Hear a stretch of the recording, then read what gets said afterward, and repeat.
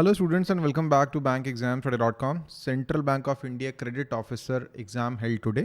आज ही एग्ज़ाम हुआ है and today we are going to discuss the exam analysis and expected cutoff. आपको बताएंगे किस तरह का पेपर जो आया है और उसके बाद expected cutoff बताएंगे आपको, राइट, कितनी जा सकती है according to the review received from the student. बहुत सारे स्टूडेंट्स ने हमें अपना रिव्यू दिया है, उसके बेसिस पे हम जो है एक एक्सपेक्टेड कट ऑफ भी बताएंगे आपको.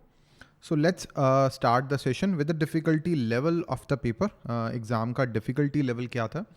See, it was moderate. I would say general banking was moderate to hard, moderate to difficult ही बोल लीजिए कि थोड़ी difficulty तो थी यहाँ पे. Banking का paper थोड़ा सा difficult था. Yes, it was difficult. I won't say it was moderate. It was kind of hard. बाकी English language was easy. Quantitative aptitude was even moderate. Reasoning ability was even moderate. I would say कि English language was easy, quantitative aptitude और reasoning kind of moderate जो normal आता है. General awareness was kind of, इसमें ऐसा था some of the questions were very easy, while some questions were actually very difficult. कुछ एक questions ज़्यादा ही difficult थे, right? So in the reasoning ability section, there were questions were from puzzles, seating arrangement, input-output, syllogism, order and ranking, blood relations, logical reasoning, pairing, odd-even number, and miscellaneous questions. 30 questions were there. Doable tha, it was doable. How much marks you can achieve from here? 10, 12, 15 इतने marks आप जो हैं अगर आपके आते हैं 10 to 15, it's good. 20 plus intelligent student ही ले पाएंगे. 18 प्लस 10, 15, 16 बहुत अच्छे मार्क्स हैं. इन द क्वांटिटेटिव एप्टीट्यूड यहाँ पे क्वाड्रेटिक इक्वेशंस से, मिसिंग नंबर सीरीज था, अरिथमेटिक, देन डेटा इंटरप्रिटेशन के क्वेश्चन से. यहाँ पे 30 में से आप 18 to 20 was doable, kind of doable. Even reasoning ability में भी मैं बोलूँगा 20 आप लगा के चलिए, ये काइंड ऑफ डूएबल था. English language was easy. जिसको इंग्लिश थोड़ा इजी लगता है तो उसके लिए इजी होता है वैसे, राइट. जिसके जनरली टेस्ट सीरीज में इंग्लिश में मार्क्स अच्छे आते हैं उसके यहाँ भी अच्छे आएंगे. सो प्रिडिक्टेबल था. There were 10 questions from reading comprehensions, error detection, cloze test, word swapping, sentence rearrangement, word usage, connectors, and miscellaneous questions. So it was kind of, I would say, if you are good at English, 20 plus is actually easy. Yes. अगर आपका English उतना अच्छा नहीं है तो obviously 15 भी नहीं आएंगे.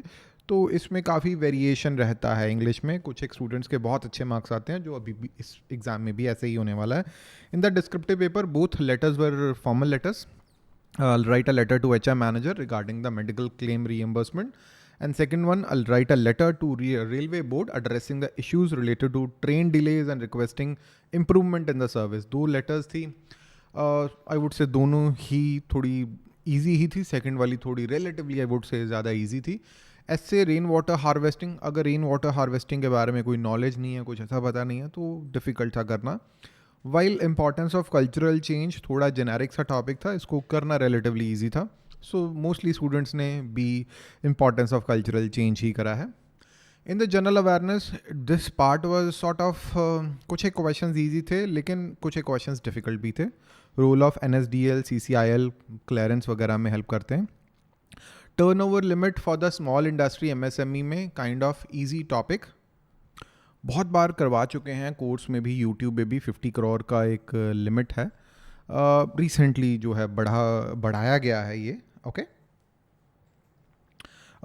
उसके बाद क्वेश्चन सा, within how many days must startups report issuances of convertible notes to non residents, budget allocation for national commission for Safai Karamchari, settlement basis for instruments like T-bills, minimum deposit size for non scheduled UCBs. UCP की जो classification है, RBI का circular है ये.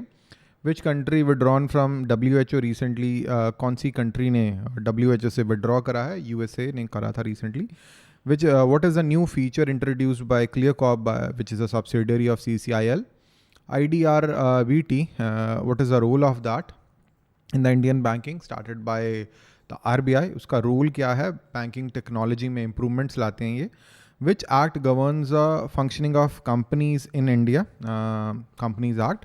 What is the total outlay of PM Divine scheme? What are key security features of Indian currency notes हर जगह banks में लिखा होता है, right.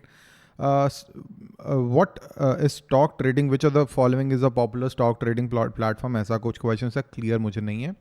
Who can participate in India's own platform? Banks, mutual fund, insurance company, ये सारे उसमें कर सकते हैं पार्टिसिपेट गवर्नमेंट सिक्योरिटीज़ को ट्रेड करने के लिए. Which exchange broker license was recently called off by SEBI. Which of the following is not a legal tender, which is a not a legal tender. 10 paise 20 पैसे 1000 रुपये का नोट या 2000 रुपये का नोट, इसमें से क्या लीगल टेंडर नहीं है? आई गेस 1000 रुपये का नोट लीगल टेंडर नहीं है as of the moment.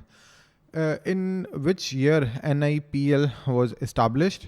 The AI summit, which was recently held in Paris. Current repo rate कितना है? What was year on year profit growth of public sector banks recently? अभी ऐसे question थोड़े से difficult हो जाते हैं क्योंकि कोई याद नहीं रखता है, राइट. 20th क्वेश्चन मुझे भी नहीं याद होगा शायद. Where is the India's first ferret research centre located? Which are the top 5 states in terms of solar power installations? What is the new trading feature introduced by Paytm? Name some useful government apps for public service, right. So, from which major international groups agreements Donald Trump withdraw the USA Paris Climate Agreement, Trans-Pacific Partnership, UNESCO, UN Human Rights Council, इस सब में से USA बाहर हो चुका है. So this is the expected cutoff. बहुत सारे लोग agree करेंगे, बहुत सारे लोग disagree करेंगे.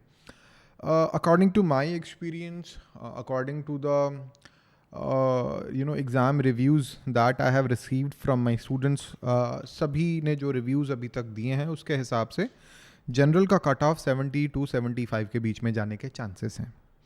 थोड़ा सा 4-5 मार्क ऊपर नीचे हो सकता है, but this is something I can tell you with my experience. 70 to 75 for general, 65 to 70 for OBC, 55 to 60 for SC, 50 to 55 for ST, 60 to 65 for EWS. So as per our experience, as per the number of students, as per the difficulty level of the exam, as per the attempts of the students, जिस तरह से उन्होंने आप सब ने questions को attempt करा है, जिस जैसे मुझे रिव्यूज़ आए हैं, उसके हिसाब से मैं आपको बता सकता हूँ कि इतनी कट ऑफ जाएगी. There is a possibility of error, क्योंकि वर्ड एक्सपेक्टेड तो लिखा हुआ है. देखिए आप, ये एक्सपेक्टेड है.